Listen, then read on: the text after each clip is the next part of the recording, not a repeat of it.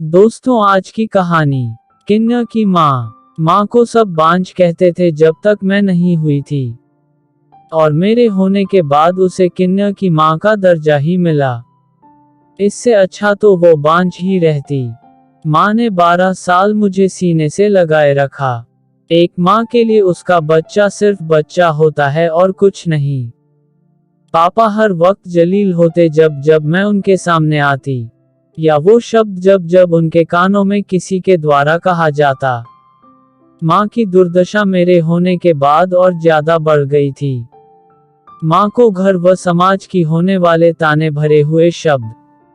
मुझसे माँ की ये दुर्दशा नहीं देखी जा रही थी, और माँ को मेरी हालात जब ऐसे हो तो ममता से आसान मजबूरी चुनना हो जाता है। प्रकृति ने मुझे अधूरा तो किया ही था, और माँ से अलग होकर मुझ में कुछ बचा ही नहीं। जब भी अपना वजूद जमाने में ढूंढती तो घृणा और दया यही मिलता रहा। जब किस्मत में यही लिखा हो ये समझ आ जाए तो जीना आसान हो जाता है। तब मैंने भी मुझ जैसों के साथ जीना सीख लिया।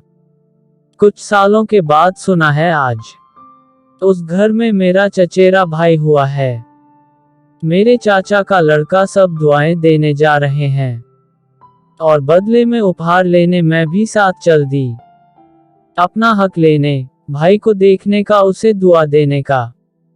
सब बहुत खुश हैं घर में, दादी, चाचा चाची, पापा सब।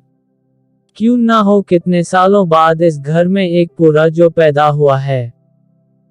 हमारे समूह की कौशल्या सबसे पहले गई। 21,000 से कम ना लूंगी। पापा को देख मैं सोनम के पीछे छुप गई। हाँ बिल्कुल देंगे, पहले थोड़ा गाना और अच्छे से ढोलक बजाकर दुआ तो दो। पापा बहुत खुश थे। बारी बारी से सब भाई को गोद में लिए दुआ दिलाते और पैसे देते। पहले दादी, फिर पापा, फिर चाचा, फिर चाची। जैसे ही माँ दिखी मेरे आंखों से आंसू बह निकला। तभी पापा, अरे मनहूस तू हाथ मत लगा, बांझ औरत, दूर हो जा। पापा और दादी आज भी माँ के साथ इस तरह बर्ताव करते हैं। मुझसे देखा ना गया, मैं सोनम के पीछे से निकल कर आई। ये बांझ नहीं है, मेरी माँ है। मैं रोते हुए माँ से लिपट गई। पापा का चेहरा मुझे देख सफेद पड़ गया था। वो माँ को इसलिए आज भी बांझ कहते हैं क्योंकि उन्होंने कभी मुझे अपनी जिंदगी का हिस्सा समझा ही नहीं। माँ मुझसे लिपटी हुई थी।